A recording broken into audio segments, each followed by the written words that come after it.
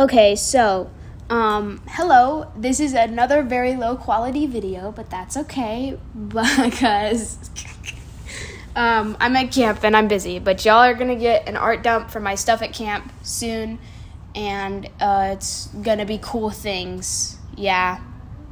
I'm making a really cool mask thing and stuff like that, so I'm super excited about it. Anyways, so with Inanimate Insanity Season 4 coming out this Monday, obviously I have 3 days to make a video about my predictions for it because I will most likely be reacting to it on my YouTube. Unfortunately, I do not have live stream yet, but that's okay because I'll just video it, whatever.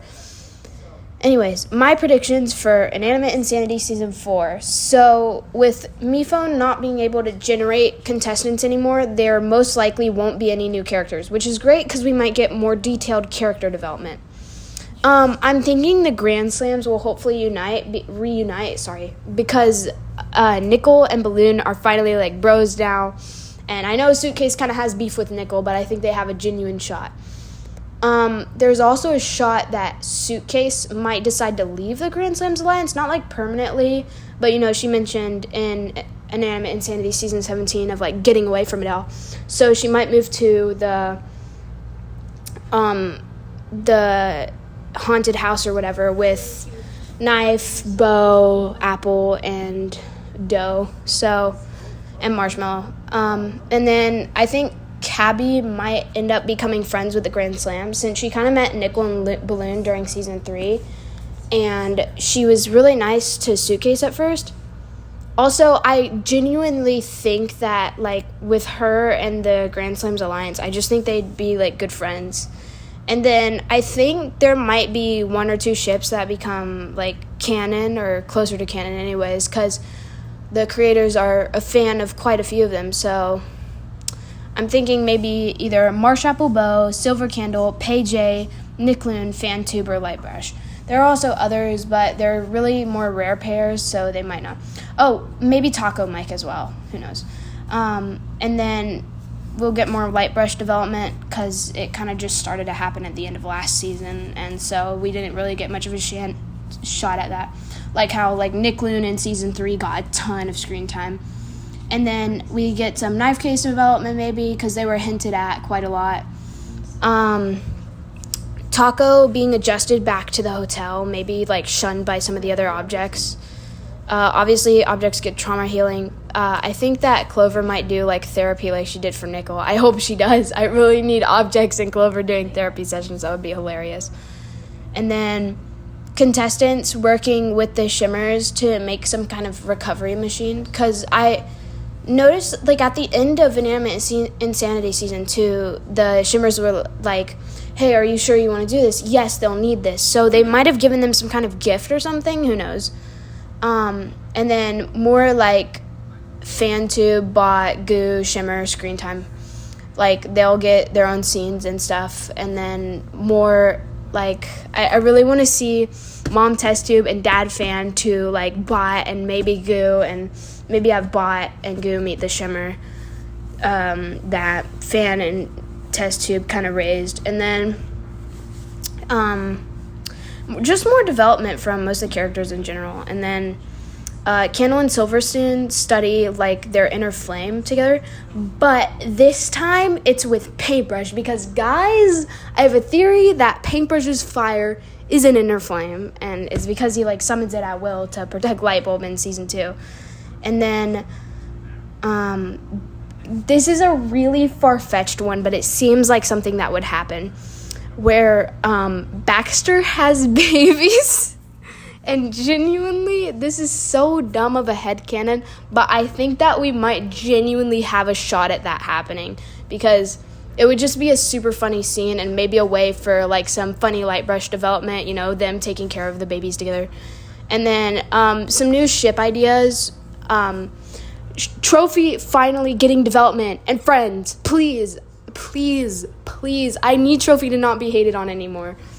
And I'm thinking either Cheesy and Trophy or Trophy and Clover because both those ships are pretty great. And then this one might be a little bit far-fetched, but hear me out, Baseball and Cabby, because baseball, I mean, he hasn't really been shipped with many characters other than Nickel, and we know what happened to the baseball and Nickel ship after season 3.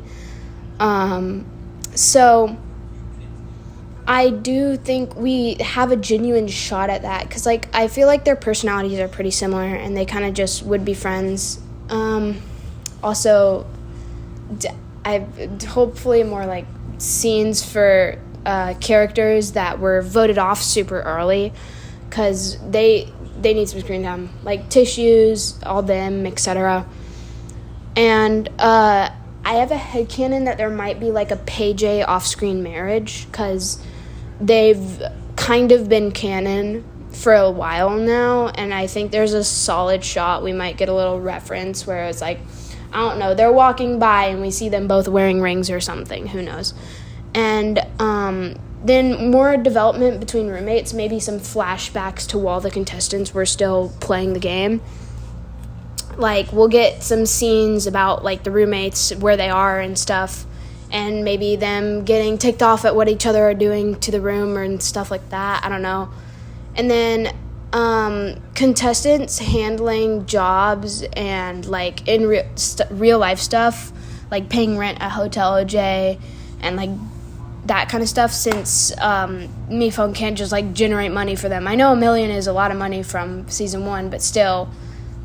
And then maybe they find a way to bring Ghost back, or Test Tube creates like a robotic machine or of some sort that they can possess and use like real, like to give them basically back their bodies.